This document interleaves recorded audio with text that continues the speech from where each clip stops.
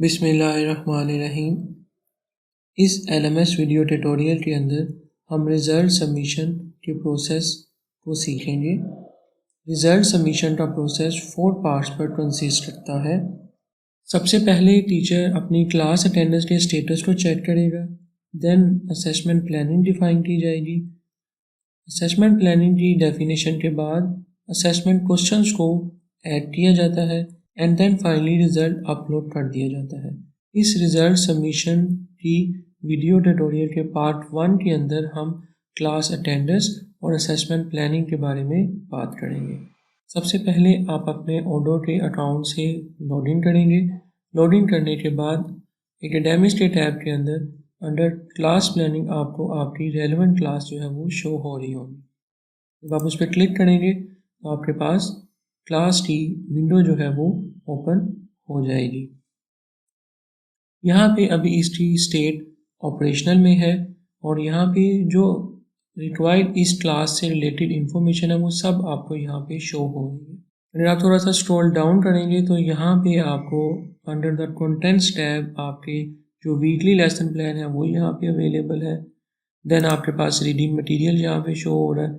Students जो आपकी class में रजिस्टर्ड है वो शो हो रहे हैं और देन आपके पास असेसमेंट का टैब है and so on some other information जो है वो आपको इन डिफरेंट टैब्स में मिल जाएंगी।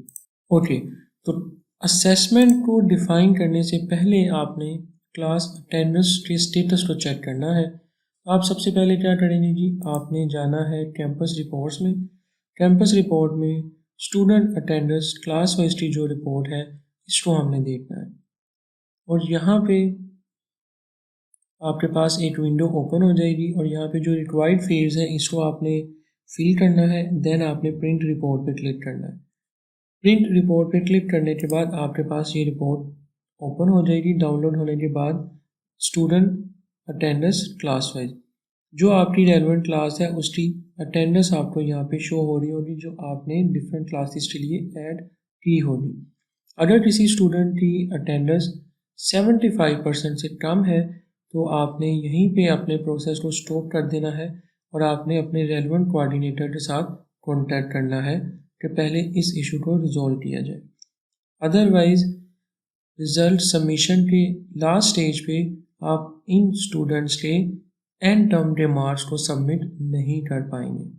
ओके, एक और इन्फॉर्मेशन, अगर टीचर ये देखना चाहे कि उसने कितनी क्लासेस के अगेंस्ट अपने अटेंडेंस को सबमिट करना है तो उसके लिए उसको कैंपस रिपोर्ट्स में जाना है और कैंपस रिपोर्ट्स में ही यहाँ पे एक रिपोर्ट है टीचर अटेंडेंस सबमिशन की जो कि मोस्टली कोऑर्डिनेटर टीचर के साथ at the start of semester share करता है। इन केस अगर आपके पास ये रिपोर्ट अवेलेबल नहीं है तो आपने अपने कोऑर्डिनेटर के साथ कांटेक्ट करना है। इस रिपोर्ट में आपको इन्फॉर्मेशन मिलेगी कि आपने टोटल कितनी क्लासेस जो हैं उनके अगेंस्ट अटेंडेंस को सबमिट करना है। तो लाइक मेरे पास नॉर्मली जो है सेमेस्टर सिस्टम में 16 क्लासेस होती हैं but in case it can be 32 but depending upon the time कि आपकी क्लास का जो साइज़ है वो 1 घंटे की क्लास है या 2 घंटे की क्लास है और क्रेडिट आवर भी उसके साथ एक इम्पॉर्टेंट रोल प्ले करते हैं। लाइक अगर मेरे पास 3 क्रेडिट आवर की क्लास है तो मुझे हफ्ते में 2 क्लासेस लेनी है। It depends upon case to case. तो यहाँ पे जो मेरी क्लास है मुझे इसके लिए टोटल नंबर ऑफ क्लासेस जो है वो 16 असाइन है और मैंने 16 अटेंडेंस जो है वो सबमिट कर दी हुई है। अब इन 2 स्टूडेंट्स का इशू है तो इसके लिए आपने मतलब टीचर को रेलेवेंट कोऑर्डिनेटर से कांटेक्ट करना पड़ेगा। ऑलराइट, जब आप अपनी अटेंडेंस के केस को कंप्लीट कर लेंगे, कोई भी उसमें इशू नहीं है, तो आपने अपनी क्लास प्लानिंग के अंदर जो ड्यूरिंग द क्लास आपने कंटेंट टीच किए होंगे वो सब आपको यहाँ पे शो हो रहे होंगे। इन केस अगर आप किसी कंटेंट को एडिट करना चाह रहे हैं या इसमें कोई कोर्स लर्निंग आउटकम्स यहाँ पे जो डिफाइन है, इन केस अगर इनमें कोई माइनर सा भी इशू है या कोई CLO यहाँ पे डिफाइन नहीं है तो आपने रेलेवेंट कोऑर्डिनेटर से पहले डिस्कस करना है। अदरवाइज असेसमेंट प्लानिंग में जाके फिर at the end of the result submission हमें इशू आएगा। लाइक अगर मैं वीक 5 पे जाता हूँ और मैं इसमें कुछ चेंजेस ऐड करवाना चाह रहा हूँ, लाइक ब्लूम टैक्सोनॉमी जो अभी कोऑर्डिनेटिव टाइप है वो ऐड है, अगर मुझे एक और इसमें ऐड करनी है इस वीक में या मुझे अपने टॉपिक में एडिटिंग करनी है तो ये आप कर सकते हैं। इन केस अगर ये एडिटिंग मोड आपके पास अवेलेबल ना हो या कोई भी अदर इशू हो तो आपने कोऑर्डिनेटर से पहले डिस्कस कर लेना है। जब आप वेरीफाई कर लें कि जो आपके कोर्स आउटलाइन थी, जो CLOs थे, वो आपके कंटेंट जो वीकली कंटेंट के टॉपिक्स थे इनके साथ मैप है और एक्यूरेट है, कोई भी इसमें इशू नहीं है, देन आपने यहाँ पे असेसमेंट पे चले जाना है। असेसमेंट के टैब में यहाँ पे देखिए मेरे पास अभी कोई भी असेसमेंट डिफाइंड नहीं है। लोड असेसमेंट प्रेफरेंस का मतलब ये है अगर एट फैकल्टी लेवल मतलब फैकल्टी के अकाउंट में आपने अगर असेसमेंट को पहले से डिफाइन किया हुआ है तो LMS वहाँ से या कॉन्फ़िगरेशन से यहाँ पे ऑटोमेटिकली इंपोर्ट कर लेगा। बट इन दिस केस यहाँ पे डिफाइन नहीं है तो टीचर यहाँ पे खुद डिफाइन करेगा और मोर ओवर टीचर उन असेसमेंट को अदर फैकल्टी या कॉन्फ़िगरेशन लेवल पे डिफाइन हो तो वो भी उनको एडिट कर सकता है। मैं यहाँ पे ऐड एन आइटम पे जाऊँगा और यहाँ पे सबसे पहले मैं मिड टर्म की असेसमेंट टाइप जो वो सिलेक्ट करूँगा। देन असेसमेंट नेम है। असेसमेंट टाइप और असेसमेंट नेम में डिफरेंस ये है कि जो रिजल्ट के कॉलम पे नेम शो होगा वो लाइक मैं यहाँ पे मिड टर्म लिखूँगा, तो जब मैं रिज़ल्ट डाउनलोड करूँगा तो वहाँ पे मुझे कॉलम में मिड टर्म लिखा हुआ शो होगा। देन मेरे पास सीक्वेंस है, इसको मैं 1 जो सीक्वेंस नंबर है असाइन करता हूँ। इस 1 का मतलब ये है कि मेरी रिज़ल्ट रिपोर्ट में फर्स्ट कॉलम जो है वो मिड टर्म असेसमेंट के नेम से होगा और मिड टर्म की वेटेज जो है वो 35% है।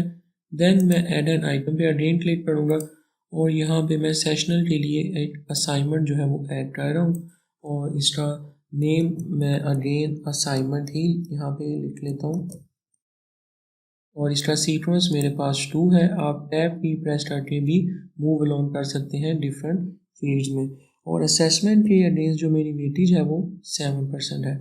देन अगेन टैब की प्रेस करूँगा तो एक और रो जो है वो ऐड हो जाएगी और यहाँ से अब मैं क्विज सेलेक्ट कर लेता हूँ और यहाँ पे अगेन मैं क्विज ऐड कर रहा हूँ और इसका कॉलम नंबर 3 है और इसकी वेटेज जो है मेरे पास वो 18 है। एंड देन मेरे पास एंड टर्म है। अगर आप इस पुल डाउन एरो पे क्लिक ना भी करें और यहाँ पे फाइनल लिखेंगे तो आपको उससे रेलेवेंट जो फील्ड ऐड होगी वो आपके एट बॉटम जो है वो शो हो जाएगी। मैं यहाँ पे फाइनल टर्म लिख लेता हूँ ओके और ये मेरे पास सीक्वेंस इसका 4 हो जाएगा। देन इसकी वेटेज जो है मेरे पास वो 40% है और देन मुझे टैब की प्रेस करने की ज़रूरत नहीं है, मेरी वेटेज जो है वो 100% यहाँ पे डिफाइन हो चुकी है। तो मेक श्योर कि यहाँ पे वेटेज आपकी 100% होनी चाहिए। देन आपने सिंपल इस सेव के बटन पे क्लिक कर देना है, आपकी असेसमेंट जो है वो यहाँ पे प्लान हो जाएगी। बट असेसमेंट प्लान को फाइनलाइज करने के बाद आपने इस फाइनलाइज प्लानिंग के बटन पे लाजमी क्लिक करना है। अगर आप इस पर क्लिक नहीं करेंगे तो आप असेसमेंट प्लानिंग के अगेंस्ट क्वेश्चन जो है वो ऐड नहीं कर सकते। अभी क्योंकि मैं कोऑर्डिनेटर के अकाउंट से लॉगिन हूँ तो मेरे पास यहाँ पे सेट टू ड्राफ्ट का बटन आ रहा है। जब आप टीचर के अकाउंट से लॉगिन होंगे तो आपके पास सेट टू ड्राफ्ट का बटन शो नहीं होगा।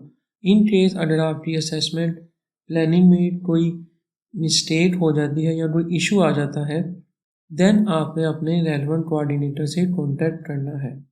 इसके साथ ही हमारा ये पार्ट 1 रिज़ल्ट सबमिशन का ट्यूटोरियल कंप्लीट हो जाता है। नेक्स्ट रिज़ल्ट सबमिशन के वीडियो ट्यूटोरियल के अंदर हम क्लास प्लानिंग जो हमने यहाँ पे डिफ़ाइन की है इसके अगेंस्ट असेसमेंट क्वेश्चंस को ऐड करने के बारे में सीखेंगे। Thank you.